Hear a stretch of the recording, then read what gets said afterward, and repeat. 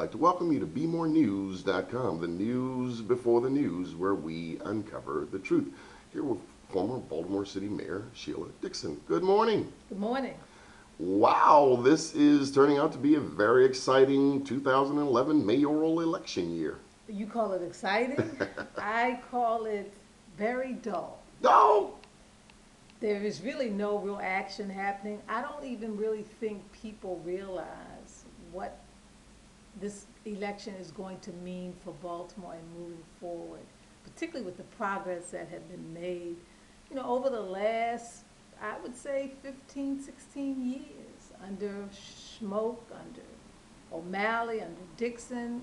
Things seems to kind of have died out. People seem to have a sense of apathy. It's like the energy is kind of dying in my perspective, in my view. As a Baltimorean and as the publisher of Be More News, I know it's very important for us to be politically engaged. What issues ought we as citizens be thinking about?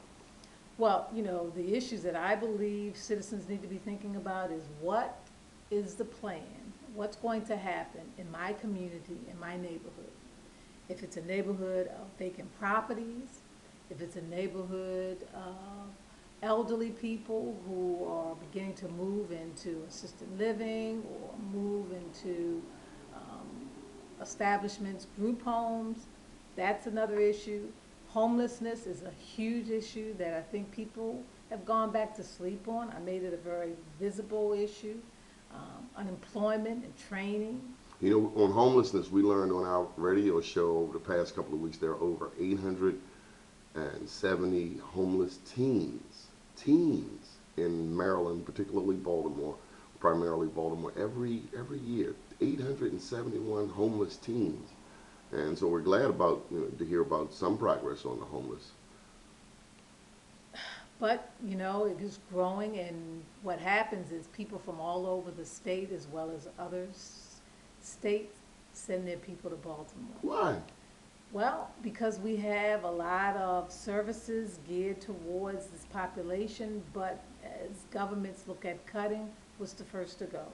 Those services that are going to help people to build themselves up and become more independent. Well, when you first posed that question, I thought the answer was children, cut schools, cut education. That seems what's on a chopping block often. Education is so key for people to get out of poverty, to deal with illiteracy, to really realize that that's the path to how you determine your future.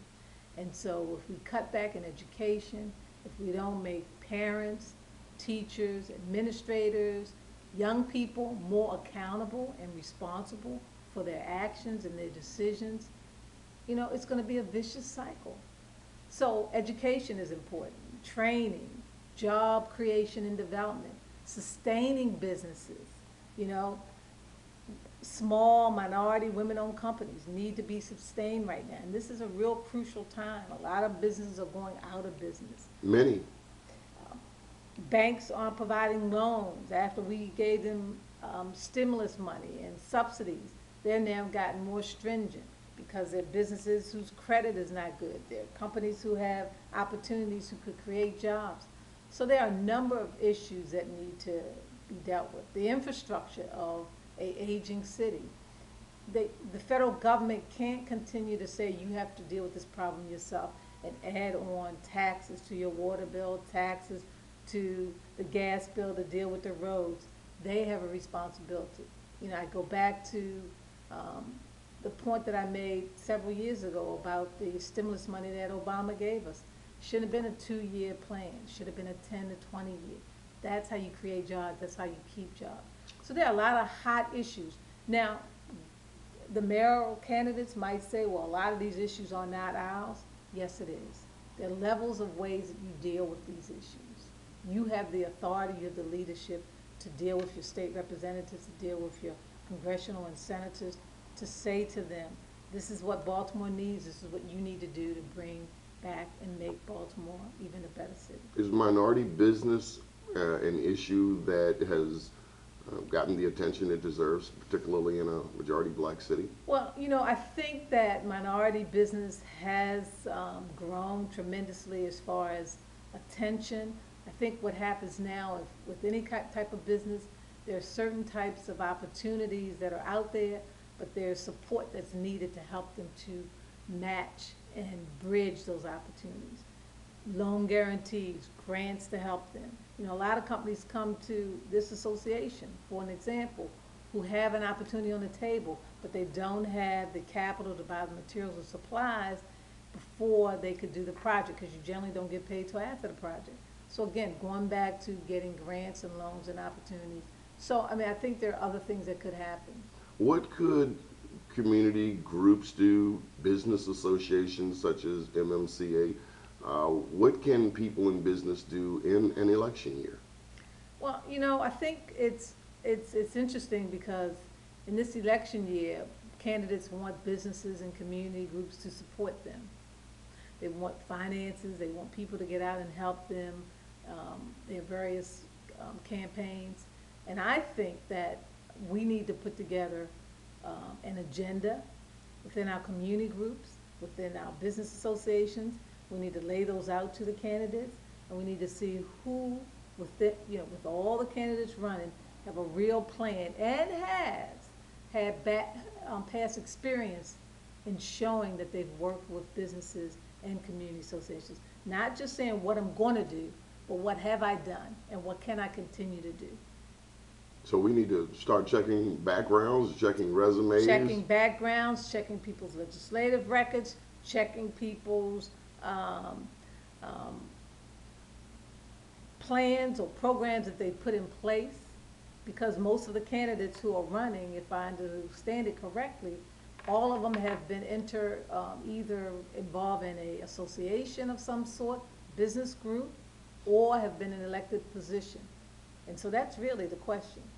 Have you seen, being as though you were the one to win the last citywide election, what are some common mistakes that candidates are making? Your thoughts. Well, you got to get out around the city and all neighborhoods, and you just can't do it because you're running. And most of the people who are running have been in elected office. So you have to do it all the time. You have to let people know what your position is and what you're going to do to help them. And I haven't really seen the visibility of the various candidates. I mean, no offense to candidate forums, those are good, but even those we need to kind of partner with other groups. Instead of having 20 candidate forums, maybe have substantial 4 or 5 good candidate forums where the media is going to be a part of it to help broadcast these candidate forums. Just really getting out and really touching the hands and the flesh of people and letting them know what your plan is and your platform. Well, I won't go into your special tactics and things that win a campaign, but I would love to hear your thoughts on social media. That's been a big thing over the past, especially in North Africa and the Middle East. Twitter and Facebook changed countries, so I'm wondering, can it change Baltimore? Well, social media is a big industry, and particularly young people use the Facebook, Twitter, web pages is a big piece of getting your message out.